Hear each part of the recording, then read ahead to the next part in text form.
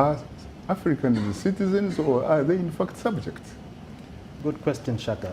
First of all, yes, let me pick up where my colleague Cyril left over. The concept of citizenship, both in political science and in constitutional law, does not sort of exist in the abstract. It has to be tied into civic education. It's very, very important. The consciousness enlightenment of the masses.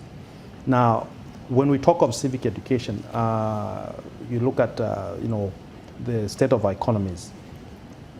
On the one hand, we have what we call political democracy, and there's also the issue of economic democracy. We have done well with liberalizing markets as part of the move from a one-party state into multi-party politics. But that is not an end itself. It's a means to democracy. And therefore, we need to move forward now to start building institutions. Who controls the path? Exactly. And when you talk of civic education, it starts in most of these developed countries. The Constitution is taught in elementary, primary school, high school. It is part of socialization. It's part of socialization. And even the jurisprudence of human rights. There's what we call the first generation of human rights and the second generation of human rights. Yes. Now, let me not become too... Citizens, in fact, become the frontline troops. Exactly. In terms of defending their rights, defending their country. Yeah, so the second... Not the army, not the police. Exactly. So what you find in the Constitution, is the first generation of human rights, the Bill of Rights. Then you have these other human rights we call the second generation, social, economic, cultural rights. Okay. Now, these are pretty hard even to enforce, but they are within the bedrock of democracy. And that's why we spoke about the concept of open government.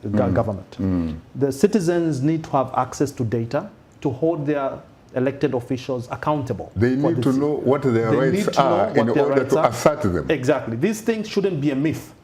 So there's an element of transparency, due process of the law, rule of law. You don't have laws which are retroactive or target individuals. That's even the way you enact constitutions or amend constitutions. There has to be due process of the law. And when we say due process of the law, we're not just saying legality. There's a difference between legitimacy and legality. You can have somebody doing things in accordance with the law, but the intent with which the procedure is used to achieve an end it does not indicate bona fide intent whatsoever. And what about the role of the police, for example?